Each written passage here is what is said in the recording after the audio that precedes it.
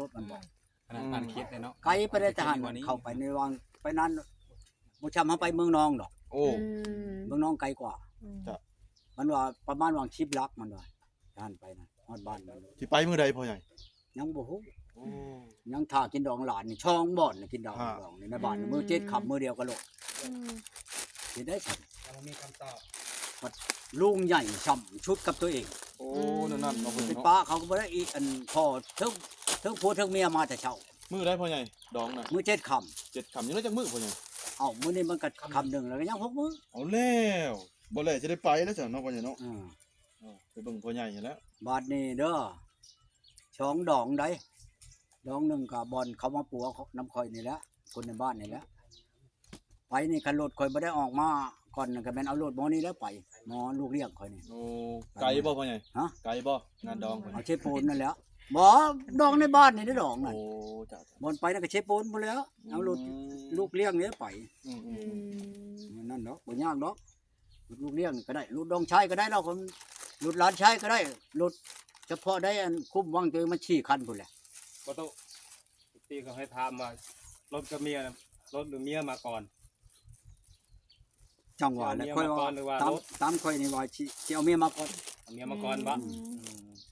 ถามขึ้นนะหากจากมันสิเป็นอะไรแล้ว เมียมาก่อนรถเนาะ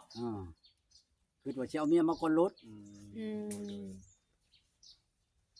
คนทางได้เมียบ้านไหนตุ มันยังบอกบ่ถึกจังมันไหลบ่อนคืออีได้นั่นอยู่หน้าน้ำพุ่น เอ็ดมีบ่อนจะเอาบ้านไหน อยู่หน้าน้ำนั่นก็จักมาแต่วาดนี่ค่อยว่าอยู่ชะก่อนว่ะ ยุดบ่ อยู่ชะก่อนเที่ยวเขาก็มีอยู่ในบ้านนี่ มีฮูบอยู่ประตูที่ว่าคนที่พิเศษขนาดอยู่ในใจตู้เดียวนี่นะ มี มีบ่ มีเบิด มีเบิ้ง ของ แน่ นี่ เบิ้ง เขาก็มีได้ เบิ้ อยู่ งแน่คนใดเนาะบาทนี่ มึงเด้อชาย อ เบิ่ ยู่ ง เสียโปนใจอยู่เมืองหนองบ่ งามบ่ตุ ก็บ่ได้งามเลยเนาะ งาม ธ แล้ ร ว รมดาประชาง าม ผู้ เลย นี้ จังห นั่ วัด น งามสำหรับตู้แล้ว ผู้นี้นั่นตุ้ยกว่าอันแม่ตู้โฮมใด แม่นบ่ ผู้นี้ผู้อยู่อันเท่าช่างนี่นะ อ้าวอย่ามาอยู่บ้านชุมถึงแม่นบ่ซะ บ่ผู้นั้นนิดน้อยผู้นั้นน่ะ คนตุ้ยเด้ กอดจังอุ่นเนาะตุ ยามฮ้อนนี่ไม่ไหวตุ ผู้นี้นั่นให้ถือเงินลงไปโลด ส ไป วัสดี แล้ว บ่ ก็ผู้อยู่ท่านี่ พร้อมแล้วเนาะเบิ่งเนาะ ถือเงินถือหยังลงไปพ่อเบิ่นแล้วไปแล้วก็มอบให้เฒ่าแก่แนวโฮมให้น้องค่อยแล้ว เอาขึ้นมาบ่บัดนี้ ค่อยก็สิมาพร้อมเลยมันว่า อืม หมอนั่นก็เว้าคือกัน เอ้า หมออยู่อันเสียโปนนั่นเอาเงินขึ้นไปแล้วก็หมูน้อยตัวหนึง หมอนั่นบัดแห้งถือกว่าหมอนี่ได้หมูช้ำ มีได้สังงูบ่ซะ หมอนี่งัวพร้อมหมูเนี่ยงัวเนี่ยหมอ โอ้ เจะไปนะมื้อ3ค่ำนี่จักโมงตอนเช้าบ่ได้ตอนแบบสิเที่ยง ค่อยจักค่อยไปบ่รู้บ่ไปดอกอันนี้ไปบุญซื่อๆดอก ๆ เขาให้ไปบุญไปแล้วถือเงินไปพร้อมเลยไปมอบให้ไอ้น้องเขาได้สิมานำเลยนะผู้เฒ่าน่ะ อืม อืม แต่ใจตู้ก้อนนี่อยู่ทางเสียโปนพุ่นนี่เนาะ ครับใจค่อย ตัว ได้อยู่เซโปน คนเลอะแหละนั่นน่ะมีรูปอยู่บ่ บ่ รูป บ่ อยู่ มีตัวนั้นมีแต่เบอร์ธรรมดา อันผู้ใจอยู่เสียโปนนั่นได้ อืม โทรระเบิงดูรหัสผู้สาวก้นหมันนั่นบ่ หืม ผู้สาว ผู้เจ้าคนมันนั่นแหละแปลว่ามันแล้วมื้อนี้อันมื้อนี่แปลว่าขายเบิดนะมื้อนี่ มื้ออื่นนี่บ่ มื้อนี่ขายเบิด อื มันน่ะผู้นั่นน่ะ อืม ผู้นี้นั่นโอ้ยคนแก่แล้วก็ชำกันกับตู้โฮมมาแล้ว เอาเบิ่งฮูบเด้เนาะ อืม คนที่ใจอยู่เซโปนนี่ได้เนาะเป็นอันนั้นตู้ 10 คนเนี่ยคนสูงคนนั้นบ่ได้เนาะ จับมองดูดูดูนี่ พิเศษได้คนนั้นน่ะ แสดงว่าพิเศษเวลาได้ละบ่ให้ทีมงานเบิ่ง นี่ ได้ แม่ นี่ กระ นะ โมเลยกันเลย บ่ใช่เบิ่งผู้นี้ ชาวบ้านป่าได้ใหญ่ โอ้ยบ้านปอนมันตัดพิเศษออกแล้ว แล้วตัดได้ตัดได้ มัน มาตัดแล้ว มันบ่ได้ดอกอันนั้นมัน ตัด มันบ่เข้ากันล่ะ งามแท้ เอาก็งามแล้วงามเนาะงามมันบ่ถือกันกับสมอเฮาแล้วเฮาก็เอาบ่ได้เจ้าก็สิเว้าในใดฉัน มันเข้ากันบ่ได้บ่ มัน ถูก เข้ากันบ่ได้ล่ะ แล้วเขาสิเมื่อน้ำตอนนั้น ก็เว้านั่นแล้วเว้านั่นบัดบ่มาซะ เปลี่ยนใจบ่ มันเปลี่ยนใจแล้วนี่มาอยู่นี่เลยละเก่านี่ทางลงสวรรค์ ไปหานะ นี่ดิกันแต่กองนั่น จังว่าแล้วอยากไปหามันอยู่เดี๋ยวนี้มาไปมันก็บ่ได้ดอกมัน พี่สิอยู่เลิกเลยในประตูเนาะเรือนหายังบ่เห็นอยู่ มันก็ โอ้ ของคนอยู่ใน รักใด อยู่ในโรงงาน มันจัก เฮาจักกันเบอร์ถอกเบอร์โทรมันใครล่ะบ่มันบ่จักมันบ่ได้เบอร์มันน่ะ เพื่อนคนหยุดก่อนเบรกก่อน โอ้ฮอนปกติแล้วอยู่ในแดด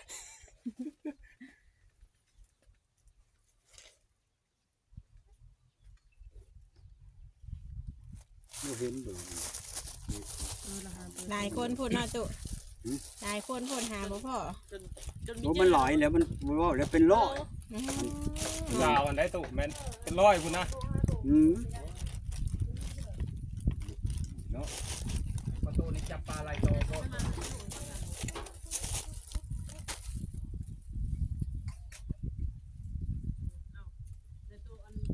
เบอร์คนพิเศษ บ่เห็นบ่ เห็นบ่ หายากเลย เก็บไว้ดีโพด มื้อแรกนี่สิเอาหลานมานอนนำแล้วก็มาน้ำมื้อน่ะสิฆ่าไก่ให้เขาได้กินได้อันจุนี่บ่ให้เขาเมื่อนะอยากให้มันแล้วไว จะเมาอยู่นี่มันแล้วเราต้องเมื่อเนาะ ให้เขาอยู่เลยเบอร์นี่สิเอาไก่จับไก่แม่นให้หลานมาจับไก่มันแม่นน่ะบื้อน่ะให้หลานเฮ็ดถูกเขากินนะก้อยหรือน้ำบื้อนี่ อืม บ่ให้เขาเมื่อนะมันยากจังนั้นมันบัดแห้งฝนตกฝนลิ้นไปจะมันสิยากมันติดนี่ ต้องไปได้ ที่เบิ่งให้มันแล้วเนาะ เบียบคานั่นเด้ เอาแล้วมันก็หลายแล้วฮอดยำให้ยำนาเนี่ย ยำหายยำหน้า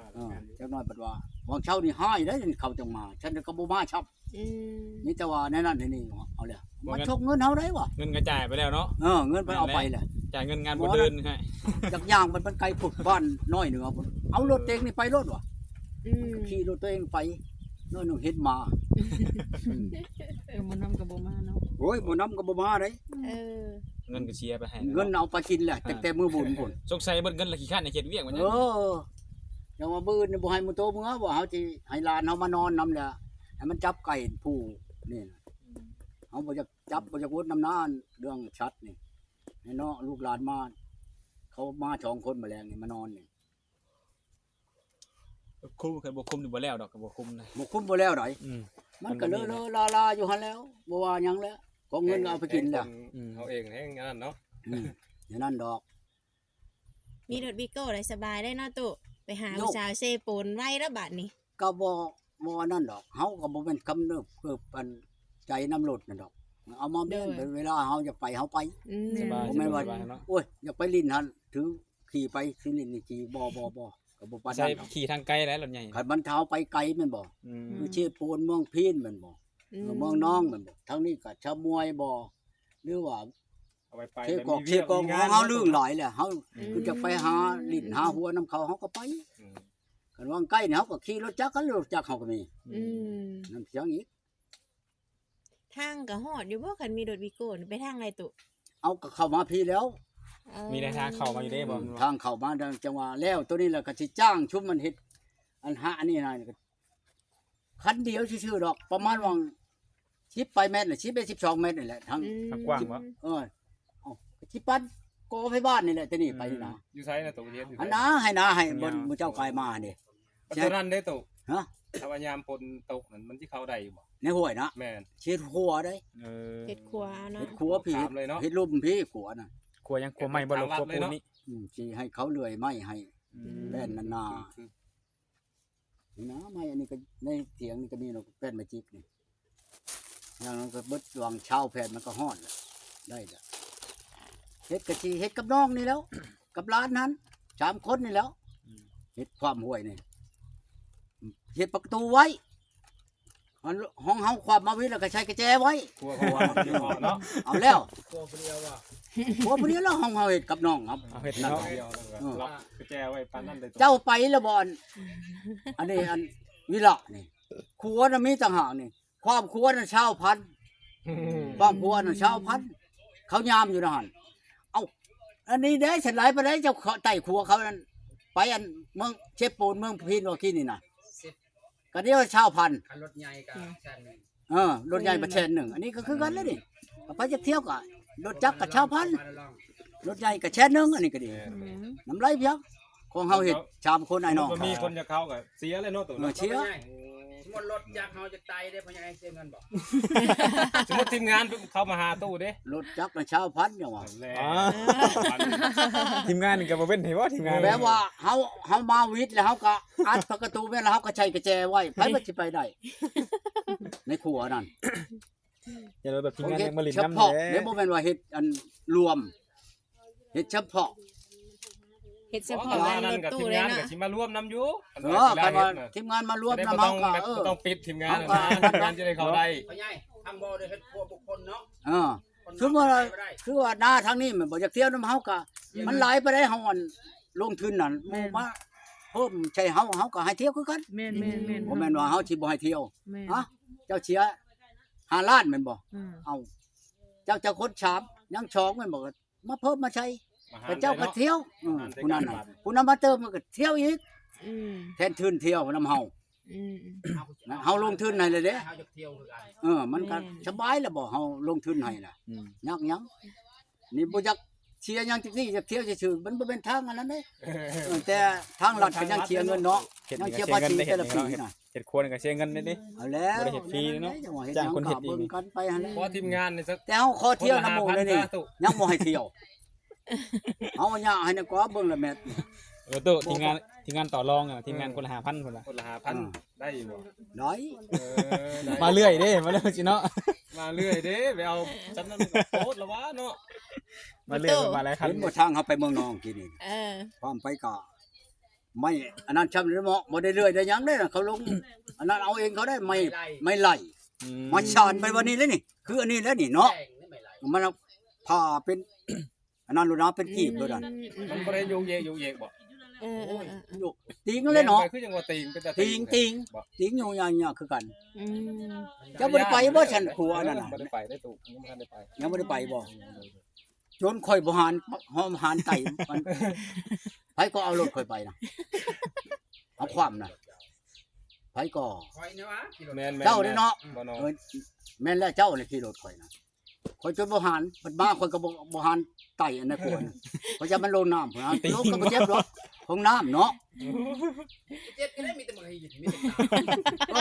แต่ คันลงน้ำรถน่ะเช็ดเฮาตายก็บ่จัก น้ำน้ำละเอียด หักบ่เลิกบ่ชูงเนาะเพียงแอวเนาะเพียงนุ่มน้องบอลนั่นย้ำพ้นนั่นเขาใช้บักไป อืม ย้ำนี่นั่นขัว โดย โอ้ไกลได้อี อืม จักว่าฮอด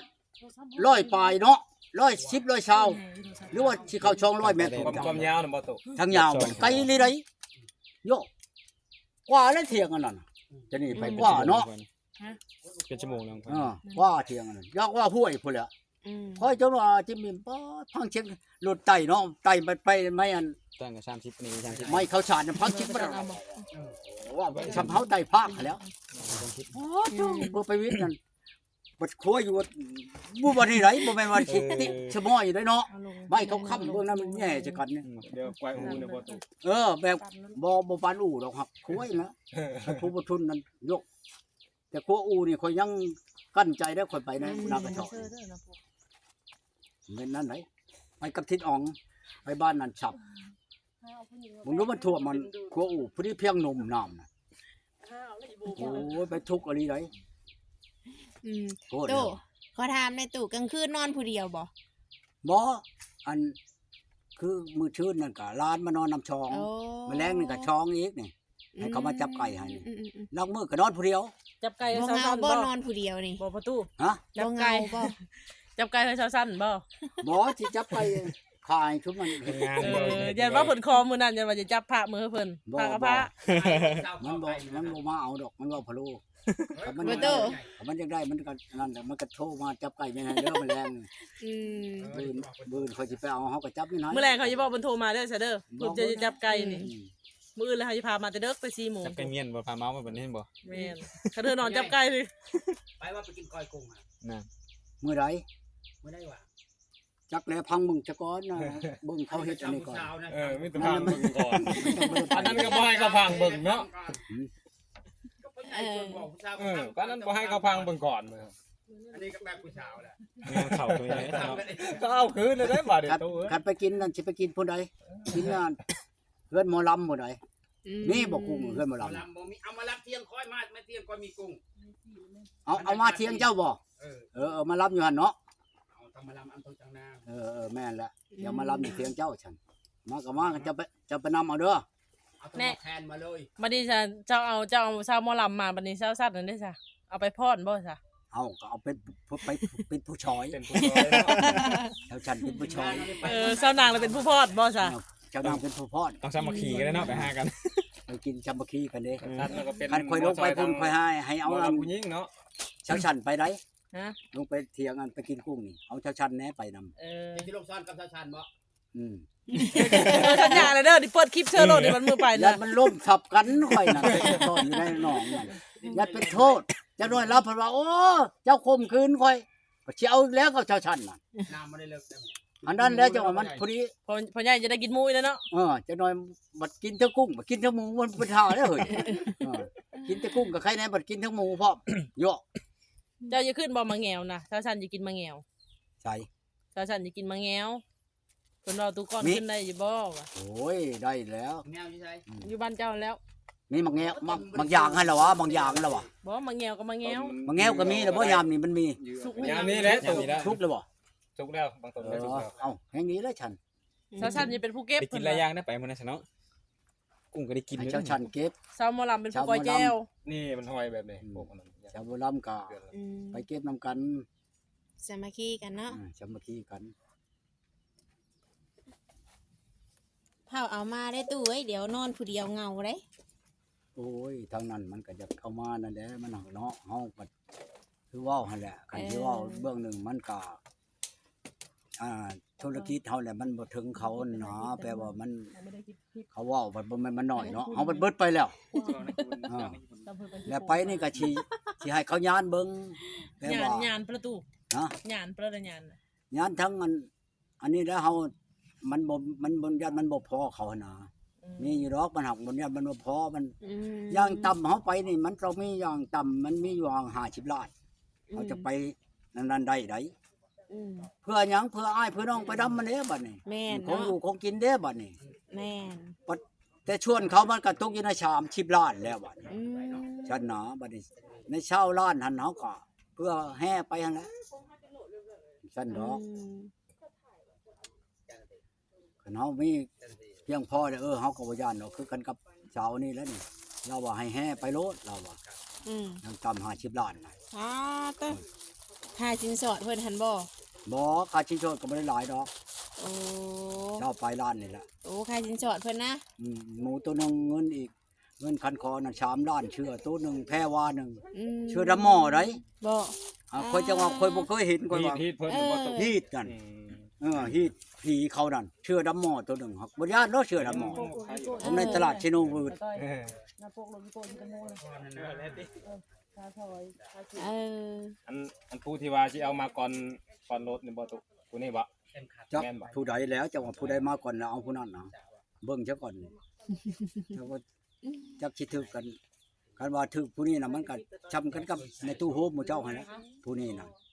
ผู้นั้นน่ะใครอยู่นั่น20ปลายปีนี่นะ อืม ผู้อยู่เทพโปนนั่น ใกล้ว่าบ่ หอดแล้ว